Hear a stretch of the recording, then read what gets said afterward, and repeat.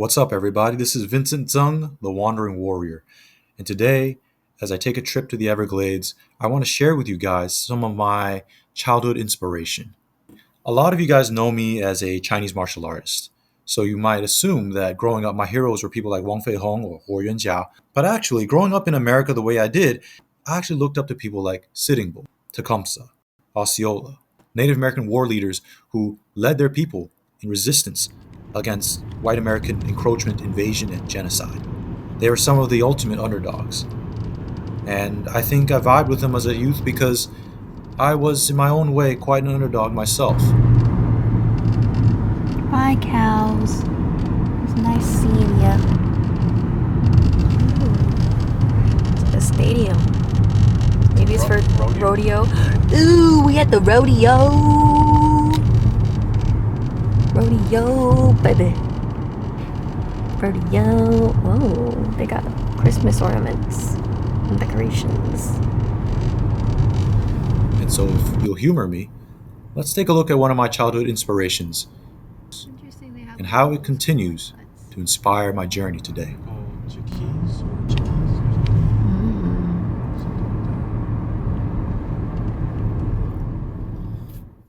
The word Seminole actually comes from the Spanish cimarrones, the same word we get maroon from. They formed as an ethnicity in Spanish Florida of the 1700s, as Florida's original natives were wiped out by disease and slave raids. Many of these Seminoles were of Muskogee, or Creek, origin, a people who were very experienced in war against the whites. Joining them were escaped black slaves who formed black Seminole settlements. Slave owners frequently raided into Florida to capture slaves, increasing the hostilities. Pushed out of or escaping the increasingly white dominated fertile heartland, these underdogs, pushed into this corner of North America, fought like hell to stay. The American general, Andrew Jackson, later famous for the Trail of Tears, invaded Spanish Florida, and after fierce fighting, his troops destroyed several Seminole settlements. Spain would give up Florida to the USA, and the US government coerced the Seminoles into leaving their lands in northern Florida for the center of the peninsula. However, when Andrew Jackson became president of the USA, he demanded that they leave Florida altogether and be relocated to Indian Territory, today's Oklahoma. Some did so, but most resisted. Between 1835 to 1842, leaders like Osceola bravely led a couple thousand native warriors against over 30,000 American troops. Unable to beat them in battle, the whites resorted to destroying villages and crops to starve the Seminole. Many relocated to Indian Territory or were killed, but several hundred went even deeper into Florida, making the Everglades their guerrilla bastion. The Third Seminole War broke out in 1855, and by the time that ended, more Seminole reluctantly went west, but some were never captured, and they never surrendered. The Seminole Wars were the longest, most expensive, and most deadly of all American Indian wars, and those who remain in Florida today are the descendants of men and women who never gave up. They adapted. They adapted as cattle ranchers, as farmers, as fishermen, as hunters. They adapted as supreme guerrilla warriors. And as our modern age came about, they adapted by working various jobs, expanding into tourism and casinos, navigating the modern world, striving to keep their language and traditions alive, and balancing that out with Christianity, and setting up judgment trusts, which fund programs to benefit their people, such as with education and healthcare.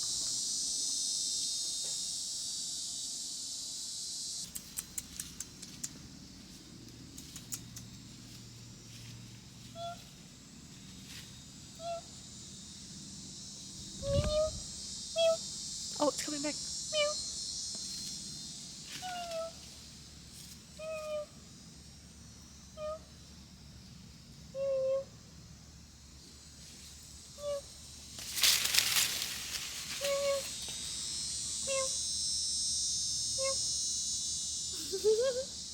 He's like, I'm not sure what to do with this information. I don't know. I don't know what you're telling me, but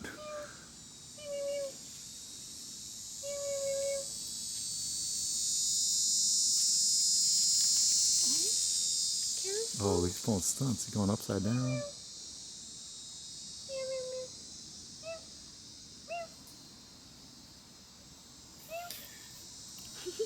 In many ways, indigenous peoples have been the ultimate underdogs in the last 500 years. Note, I said underdogs, not victims. I'm not interested in the victim mindset. There is so much to learn from traditional cultures and their warriorship. The folk fighting cultures that give us the traditional martial arts. Whether it's native peoples here, like the Seminole, or Amazonian tribes continuing to fight for their lives, their rights, and their land. Or Mongols and their gritty lifeway and wrestling. Or the fading Chinese martial arts. Traditional martial arts, like most cultural aspects around the world, are going extinct. That's why I, Vincent Tseng, the Wandering Warrior, immerse in folk fighting cultures, gain powerful skills, so I can revitalize the traditional martial arts and all that they represent by empowering the warrior within you. I'm consolidating my work in Tantui and Mantis boxing of Shandong, China.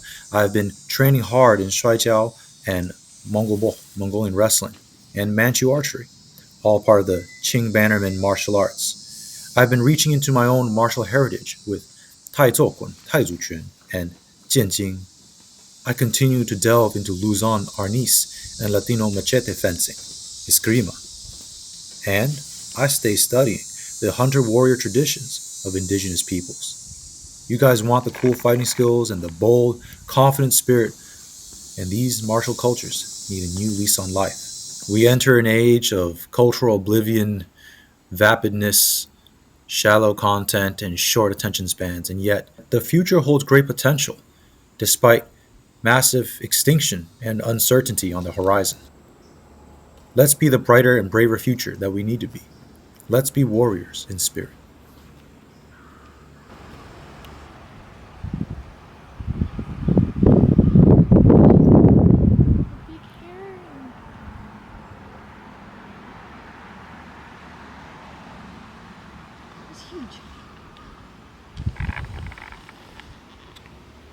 Hi.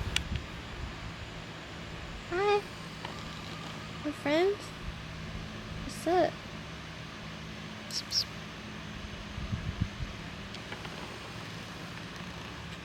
The little bubbles that come up.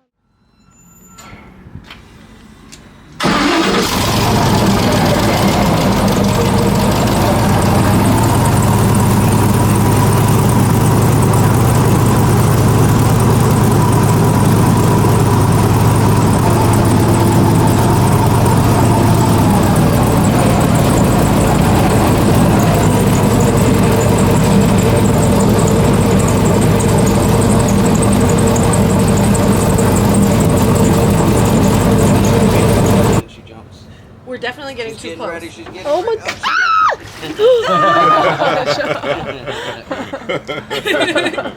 Wow, that's...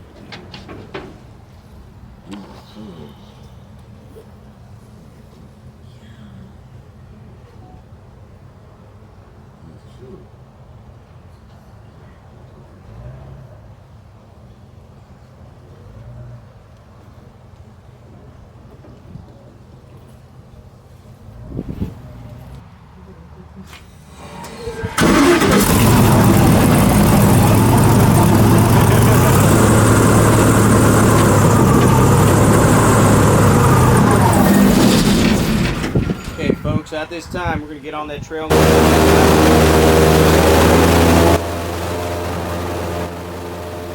Visiting the Everglades was a childhood dream of mine. Anyone who knows me since I was a kid knows I love alligators. Now, I'm not that yoink guy prowling the Everglades, but I'd love to spend more time here. I actually majored in wildlife conservation and also took classes in anthropology.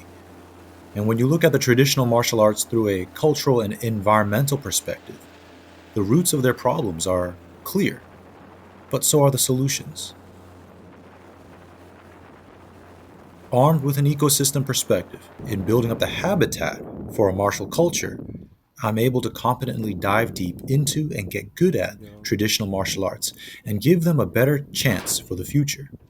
If you believe in the mission, like, share, and subscribe if you haven't already, and hit up my website for more information and for my new online course, link down below.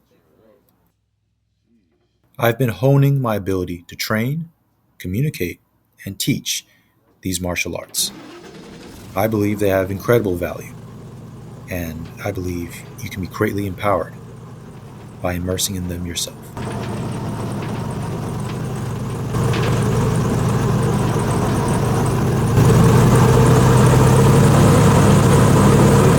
Yeah, this one's a female.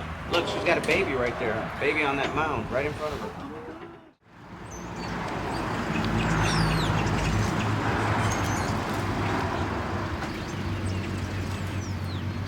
As a kid, I looked up to people like Osceola, the Seminole war leader, because I myself was an underdog of sorts. Bullied and abused at home, never good enough, never able to properly focus, getting into fights all the time. It was through folk fighting cultures and the traditional martial arts that I raised myself out of the misery inflicted upon me and the misery that I gave myself. Today, as a man, I am blessed to become the wandering warrior, to have this healthy body to pursue this life, and of course, lucky to have this amazing wife. Thank you for listening to my storytelling, and thank you as well for joining me on my journey. I salute yours. Peace.